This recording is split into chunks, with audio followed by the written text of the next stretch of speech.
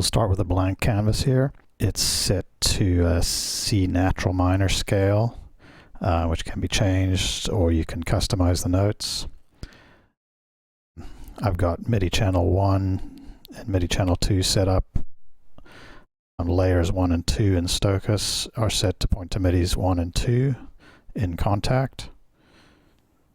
And I'll start adding some notes here.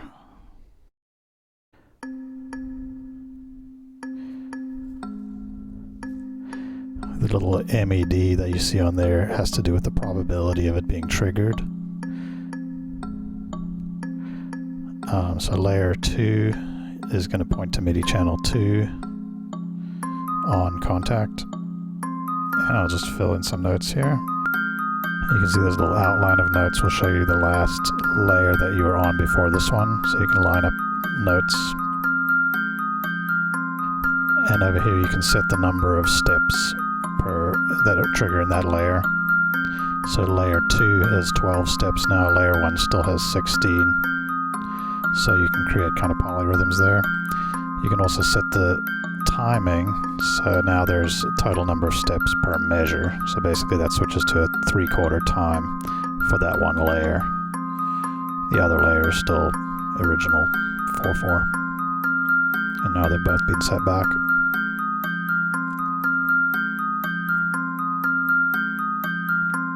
Now we'll add a bit of randomization here. On step 5 there, I'm starting to tell the engine that it can choose between 2 different notes to play for that step. When it hits that step, it'll select randomly between those 2 notes.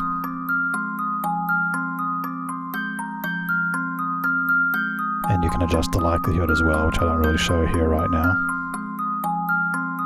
We'll add some randomization on layer 1 as well.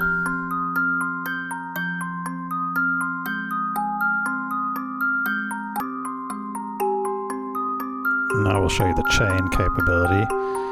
You can specify that when a specific note triggers, it should always trigger certain other notes. So when it triggers that low step there, it will force it to trigger the rest of the ones in that chain. The green box says never, which means only trigger when it's part of a chain. We'll create some more chains here.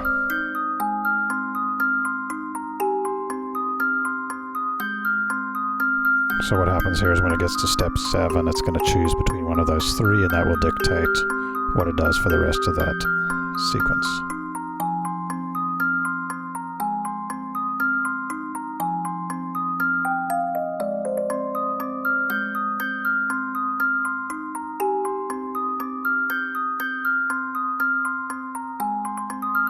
This shows you can adjust the speed for a layer in increments of, double, quadruple, half, quarter, eighth, 16th.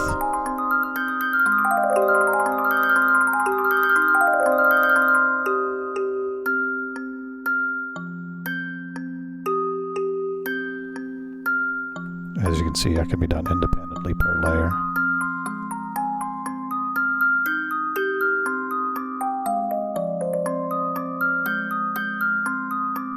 We can switch to a different key per layer as well.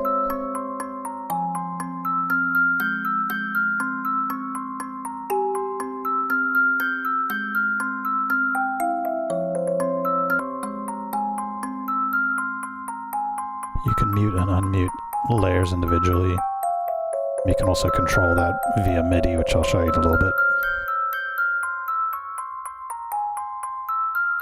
The position variance lets you kind of humanize the position of the steps. You can either do a little bit or a lot. If you do it all the way, it'll pretty much play it completely off the grid.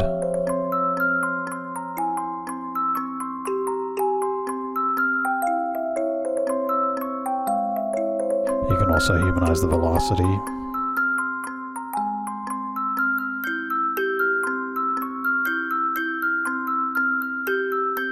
You can also humanize the length, which I don't show here, just because this particular sound is not a sustained notes, so you wouldn't be able to hear it.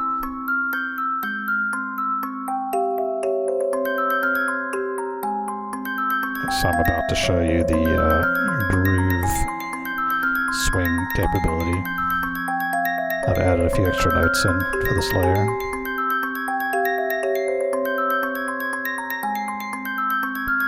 First I'll show you the swing. You can adjust swing either positive or negative.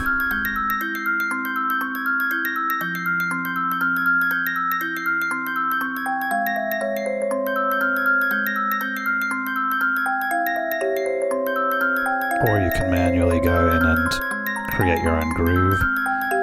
You can also import groove from MIDI files.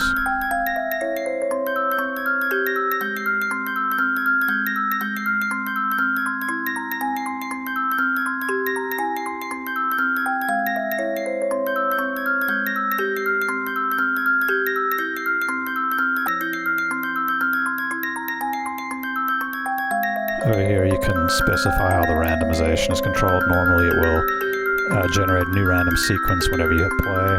You can, if you find a sequence you like, you can lock it to a specific randomization for the duration of the track.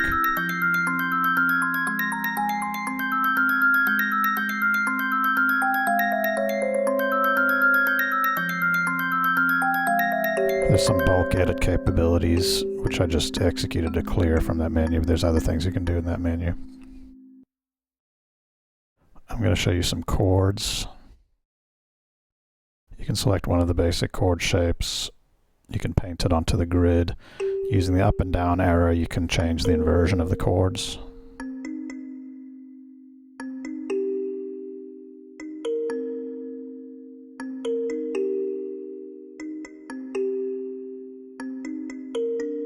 And there you see an inversion.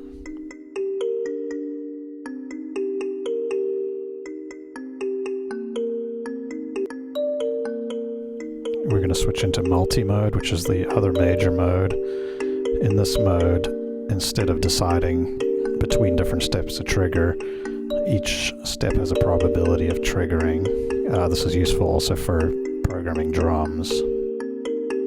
And you can see I'm increasing the probability of some of the steps. When they're set to on, they will always trigger.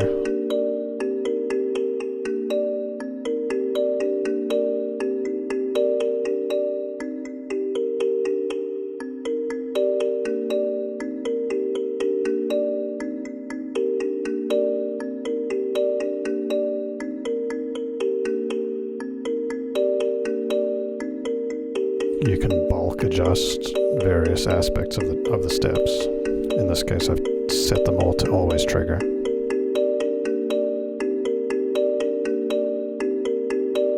Over here, you can specify the maximum number of notes to trigger at the same time. So in this case, I'm setting it to 2, which means on any particular step, no more than 2 will trigger it at a time. If more than 2 are set to trigger, it'll randomly eliminate some of them until it gets to 2.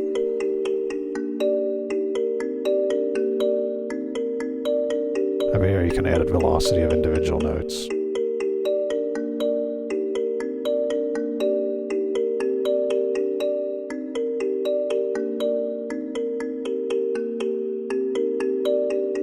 You can also shift notes in the grid, either forward or backward in time.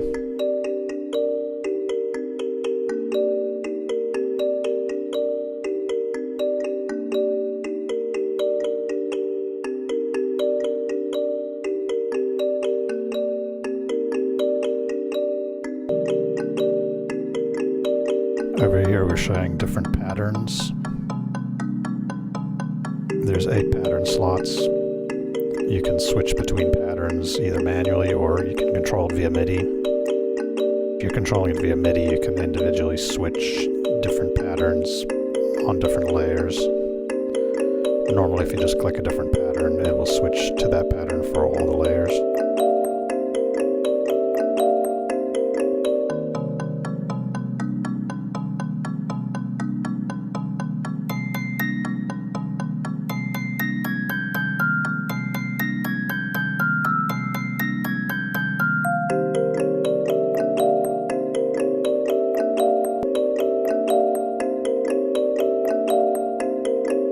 There's a few global settings you can adjust. You can change to a different color scheme.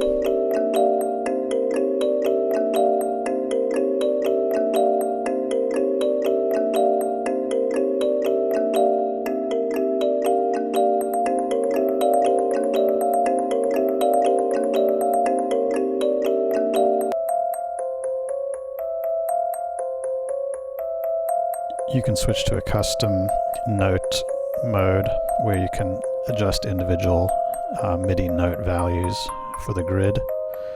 This is useful for programming drums. You can set them to trigger the correct MIDI note on your drum synth. You can also name the individual rows to help you know which drum you note is kick or snare, and you can load and save those from a file as well.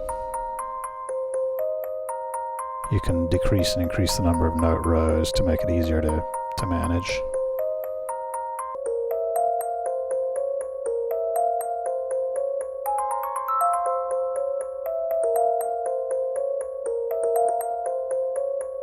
Some more demonstration of the chain editing capability. You can create a negative chain, which is red, which means if that step plays, the indicated steps will never play.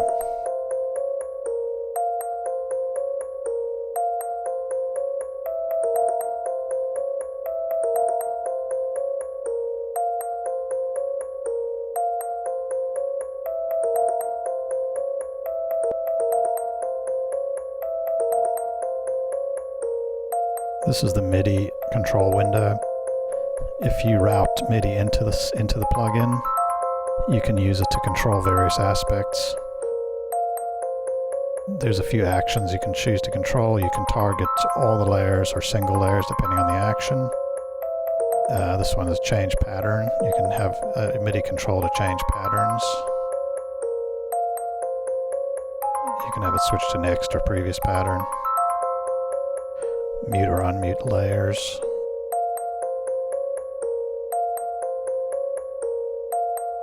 Adjust the speed.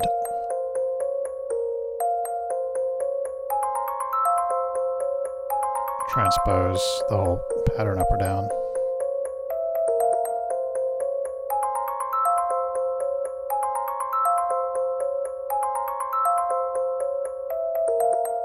Number of steps in the pattern.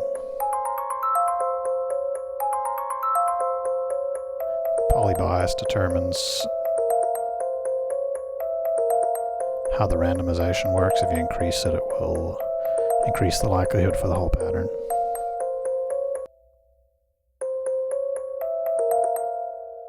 You can increase the number of steps up to 64. You can view all of them together on the grid, or you can view individual pages.